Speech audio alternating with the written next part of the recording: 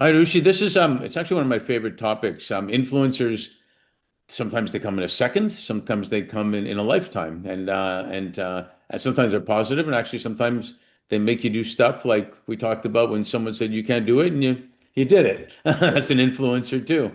Um, my grandfather was a big influencer for me early on. Him, my grandmother, my mom, my aunt, they came from Kiev and emigrated to Canada. Long story short, he used to take me for walks in the park when I was about 5 years old, and he talked to everybody. And one day I asked him, I called him Zeta. I said, "How do you know all these people?" And he said to me, "Well, you see that person over there?" I remember him pointing. He said, "I smiled at him once. He looked up and smiled at me, and then he actually walked over, and we were laughing. And then someone else saw us and came over and smiled at us." And I remember my 5-year-old brain saying, "Life's going to be easy. I just have to smile at people." Exactly. And it's interesting. And then you kind of, a little bit what you said before, you kind of get a little bit older and you make it complex. And then you get a little more wise and you realize it can be just a smile that can make the difference. Totally. Yeah. So I know you probably have had lots of influencers. Can you share two or three people that have been influential in your life? Well, actually, my parents both. I mean, I was very fortunate that I had amazing parents, and both were very wise. Now, my father was highly educated. He was an engineer for turbines for power plants. My mom, she couldn't go to school that long. I mean, it was like, the early, but they both were wise, you know what I mean? And it was amazing. I saw there that education doesn't necessarily change your intelligence. Right. And now the other one was my last coach. He was amazing, Helmut Seib from Austria. He won figures in Olympics and he was second in the Olympics. But he made it like a science project, and it was so much fun. Before I was always taught you do a million of it, and whereas that's not really what it is. I mean, it's how.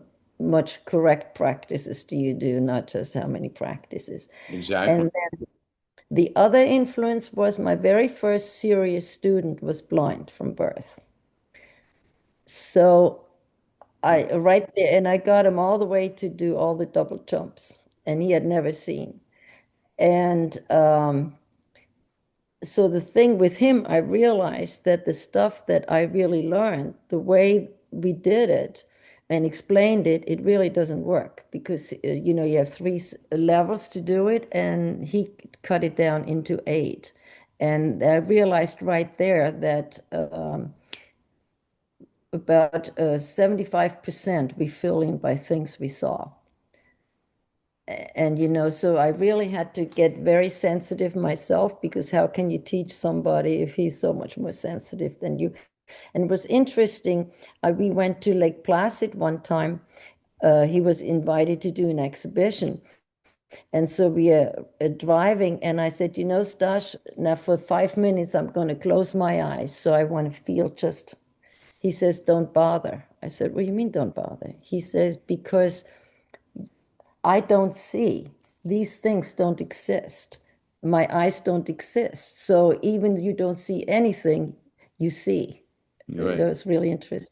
Yeah. Yeah, it's brilliant. Yeah, that's special for that he was able to do that. And but again, it shows there's always a way, right? There's always Exactly. a way. Yeah. So thank you for sharing that. It's you know what, it teaches us also that we're influencing people all the time, and it's really our choice to either be positive or negative, and why should that should be a no-brainer choice. But we are, and it can make a difference in 1 minute, how you react to people. So thanks for being an influencer in your own right too.